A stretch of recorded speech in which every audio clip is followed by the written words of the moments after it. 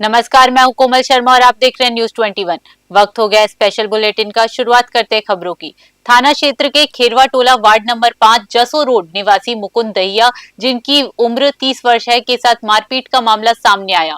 पीड़ित की शिकायत पर पुलिस ने हर्षित सिंह और सिद्धार्थ सिंह के खिलाफ मामला दर्ज किया है। रिपोर्ट्स के अनुसार 6 मार्च शाम करीब 5:30 बजे मुकुंद गांव की एक आरा मशीन के पास खड़ा था, तभी दोनों आरोपी उसे अपने साथ ईंट भट्टे के पास ले गए और बेल्ट व डंडे से मारपीट की। शोर सुनकर पहुंचे लोगों ने बीच बचाव कराया।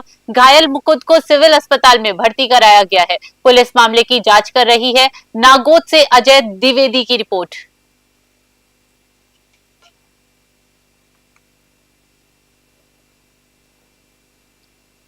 बांधवगढ़ टाइगर रिजर्व के पतोर परिक्षेत्र कार्यालय और रेंजर आवास परिसर में इन दिनों एक बाघ की नाइट ड्यूटी चर्चा का विषय बनी हुई है। कर्मचारियों के मुताबिक पिछले कई दिनों से आधी रात के बाद बाघ आराम से ऑफिस और आवास परिसर के आसपास चक्कर लगाता दिखाई दे रहा है। शुरुआत में इसे सामान्य वन्य जीव समझा गया, लेकिन लगातार कई रातों तक बाघ दिखने के बाद कर्मचारी सतर्क हो गए। मजाक में कुछ लोग कह रहे हैं कि बाघ रात में जांच करने आता है कि ड्यूटी ठीक से हो रही है या नहीं। वहीं पार्क प्रबंधन ने कर्मचारियों को सतर्क रहने और रात में अकेले बाहर न निकलने की हिदायत दी है। उमरिया से राहुल शीतलानी की रिपोर्ट।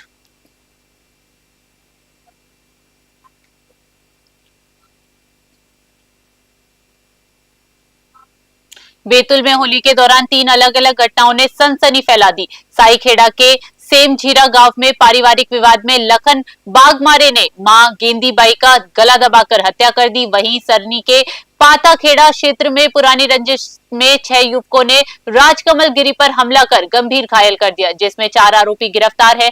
इधर बैतूल कोतवाली क्षेत्र में पति बलराम चांगरे ने पत्नी रंजना का सिर दीवार में पटक कर हत्या कर दी। विजेंद्र जैन ने लोगों से विवाद शांतिपूर्वक सुलझाने की अपील की है। बैतूल से कमलाकर तायवाड़ी की report.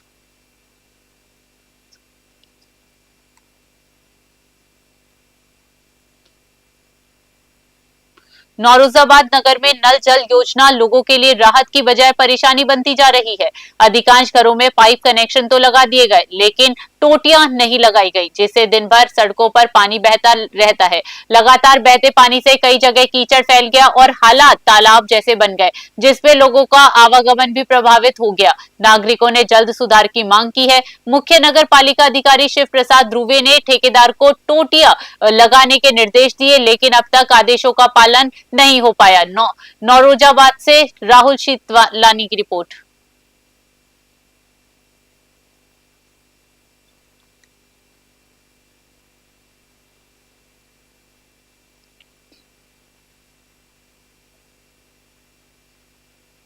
Food for the hungry foundation ने कालाहांडी जिले के दूरदराज क्षेत्र में एक कंप्यूटर प्रशिक्षण केंद्र की शुरुआत की। संगठन के प्रमुख ने बताया कि इसका उद्देश्य ग्रामीण और पिछड़े इलाकों के छात्रों को मुफ्त कंप्यूटर शिक्षा उपलब्ध कराना है। पिछले 18 वर्षों से संगठन बिना किसी पारिश्रमिक के इस क्षेत्र में काम कर रहा है। केंद्र का उद्घाटन वकील सिद्धार्थ नायक और सामाजिक कार्यकर्ता अशोक कुमार सिंह की मौजूदगी में हुआ। रामपुर ब्लॉक की 10 पंचायतों में धुआंमूल पहला ऐसा कंप्यूटर प्रशिक्षण केंद्र है, जिससे आसपास के युवाओं में उत्साह बढ़ा है। कालाहांडी से लक्ष्मण बनुआ की रिपोर्ट।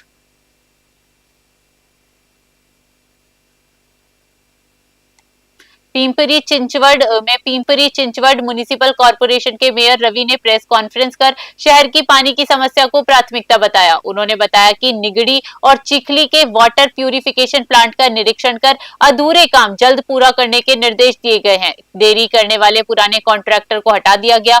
मेयर ने कहा कि वाटर प्रोजेक्ट का काम अगले 5-6 महीनों में पूरा हो जाएगा, जिससे शहर की 5-10 सालों की पानी समस्या काफी हद तक हल होगी। साथ ही नाइट शिफ्ट में काम कर रहे हेल्थ वर्कर्स की नाइट ड्यूटी भी समाप्त कर दी जाएगी। पिपरी चिंचवड से प्रवीण सबकाल की रिपोर्ट।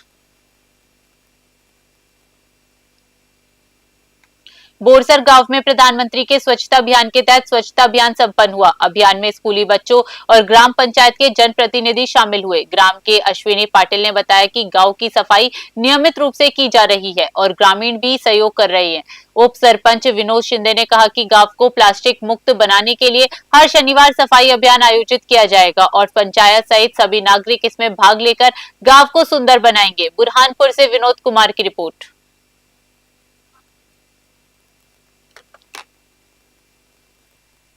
देखिए, मैं मुंबई में रहता हूँ, लेकिन जब भी मैं ये मेरा गांव है, मेरी जन्मभूमि है, तो जब भी मैं इस गांव में आया मैंने देखा कि गांव प्रतिदिन गंदा होता जा रहा है। और इसी दिशा में काम करते हुए शुरुआत मैंने की थी, लेकिन लोग जुड़ते गए। उप सरपंच जी का सहयोग मिला, ग्राम पंचायत का सहयोग मिला, लोगों का सहयोग मिला, स्कूल के बच्चों का सहयोग मिला, युवाओं का सहयोग मिला। सबके सहयोग से आज हमारे गांव में हमने डस्टबिन लगाए हैं। 50 से अधिक डस्टबिन लग चुके हैं। हमारे गांव में सप्ताह में 2 बार सफाई की गाड़ी चल रही है। लोगों के घर घर से कचरा उठाया जा रहा है। और सबसे ज़रूरी बात, प्रत्येक माह के पहले शनिवार को हम सफाई का अभियान करते हैं, जिसमें कि सभी गांव के लोग, सभी का सहयोग मिलता है। जी, हम ये बात को ऊपर पहुंचा भी रहे हैं और पहुंचाएंगे भी। अभी फिलहाल हमारे पास फंड कम है और तो हम क्या है कि पंचायत द्वारा किराया दे रहे हैं, मतलब ट्रैक्टर वाले को। और उसके बाद में ये ट्रैक्टर की मुहिम चला रहे हैं। अभी पंचायत द्वारा डस्टबिन लाई हमने, और जो भी सहयोग लग रहा है हम कर रहे हैं, पूरा गाँव मिलकर कर रहा है। और हमारा एक विचार ऐसा है कि भाई हमारा गाँव स्वच्छ हो, विकसित बोरसर हो जाए। पर इसके लिए थोड़ा पैसों की दिक्कत आती है। तो हमारे जो मानना ये है कि जैसा कोई हमें सपोर्ट दे ऊपर से, तो हमारे गांव को छोटा भी एक बोरसर खापर खेला है। वहाँ पे मतलब कैसा है कि जब मुर्दा लेके जाते थे तो उधर मतलब नाली में गड्ढे में जाना पड़ता। स्पेशल बुलेटिन में फिलहाल के लिए इतना ही। देश दुनिया की तमाम खबरों के लिए बने रहिए न्यूज़ 21 पे। नमस्कार।